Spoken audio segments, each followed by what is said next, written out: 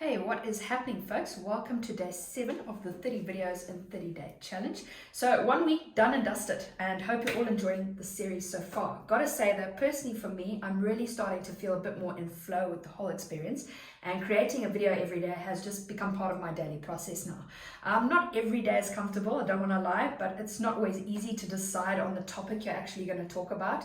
But I've got a badass community of folks over in Hunter's Content Bootcamp that keep cranking out some solid questions, which is super helpful, so keep them coming. The other thing I find is I was putting myself under heaps of pressure with the length of the videos themselves, right? Which seems crazy really, as if you're putting together something jam-packed with value, hopefully anyways, then feel like it's not really about the length of your message, but about the quality and delivery of it. Right? I remember watching a live training over in the Core Accelerator with Flippin' Nate with a YouTube expert named Spencer Meacham. I think that's how you say his surname. I'm sure a few of you folks know who he is already. And one of my own takeaways is that a sweet spot for longer form video content is actually around the 10-minute mark. So it's just enough time to hold someone's attention if the topic and delivery is actually of interest to them, and gives you something to work towards so you're not underselling your message or over talking on specific things, which leads me straight into our topic today on clear messaging for video marketing, which was also a question dropped by one of my clients. This will give you a few insights and tips into how I create both short and long form video content to deliver on the message I actually want to get out there, plus not feel like I'm actually dragging my audience down a long-winded path. So before we dive into it, folks, if you are brand new to this channel and series and find this video insightful or helpful, or want to learn more about starting an online brand and business of your own, go ahead and hit that subscribe button so you can hang out with us for the rest of the series, and as I continue to grow this channel to 1,000 subscribers. So let's get going with it, folks. My number one rule with creating video content is to write and speak the way you would talk to someone over a coffee. Right. I think a lot of folks put so much pressure on sounding a specific way and using a language that they're not even sure they understand themselves, and try and touch on as many things as possible as quickly as possible, right? But if you think about how you would speak to someone standing right in front of you, or to a loved one over a coffee or a meal or something like that, is that really how you would talk, right? So if you start to create in your natural tone of voice, at the speed you would normally talk, and describe and explain things in your specific terminology, you'll start to form a genuine connection with folks, because it comes across in the video when you're being you, right? When you're being yourself. Number 2, stick to the point, okay? Especially on your shorter form content. You can probably go down a bit more of a rabbit hole with the longer form video content because you have the time and space to break down things in more detail. But when it comes to short form videos, it's really ideal to stick to one point. So i.e., for example, I actually put out a video yesterday on my Facebook personal profile, and the hook itself was the one critical mistake you're making as an online business owner, okay? And then the meat and potatoes, you can dive into like a 15 to 45 second breakdown of what that actual mistake is, right? And then you want to drop a call to action depending on your actual content goal for that video. So for example, I think on this one I actually said, if you like this video, like and follow for more. So not only are you going to get some traction with folks actually engaging on it, but folks will start to follow your profile and your content based on what they're actually seeing, right? Or for example, on a longer form style of content, like this piece on YouTube, my main topic or hook is going to be how you can create clear messages for video marketing. Okay, inside this specific topic, I'm breaking down anything from 3 to 10 main points that will complement the main topic. Okay, and then during the video, there'll be specific call to actions I make for folks. Like for example, if this is insightful so far, go ahead and like this video. Okay, see what I did there? Number 3, use a script until you are comfortable.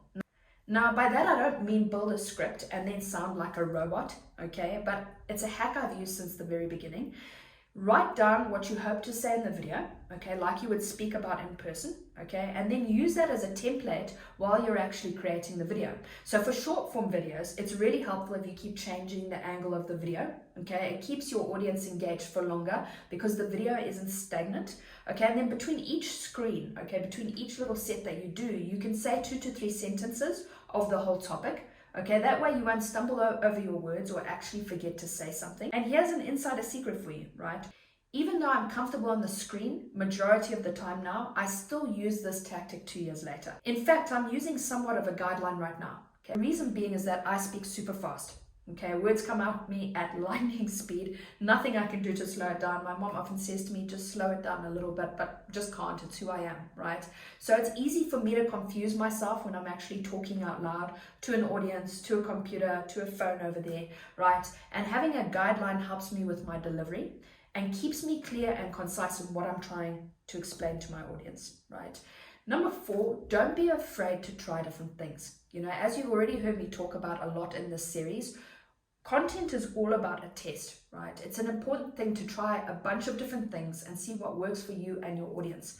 Okay, you'll see me trying a lot even through this series, right? I'm recording in different settings, I'm trying different angles and voice recording settings, all to find a balance of what actually kicks. And then once I actually get a bit of feedback, I can tweak things as necessary, right? So go outside, right? Create while you're doing normal life things.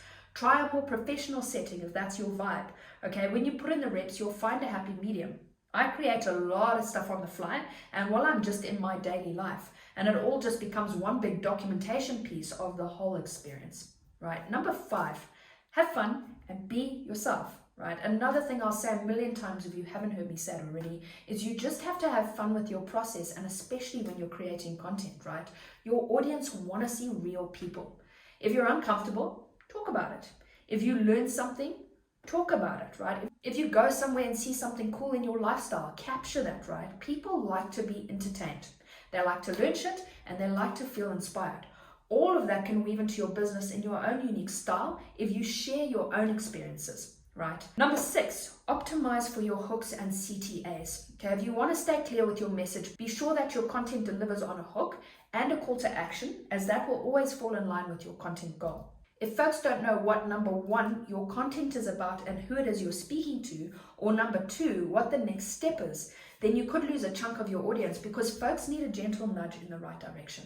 Okay, so here's 6 little insights on how you can start to deliver clear messages in your video marketing. Now, I totally recommend you go and put one or all of these strategies into your content mix and test what actually works for you, okay? And if it helps you get more in flow and comfortable with the camera itself.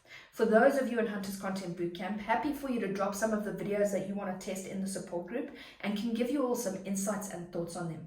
And for folks who are watching on the tubes or someplace else on the internet, because you never know where I could repurpose this, if you want to start creating content for your own business and are not sure how and where to start, feel free to check out the description below this video for a couple of options to get you going. And I'll see you all tomorrow on day 8. Hope it's a good one for all of you.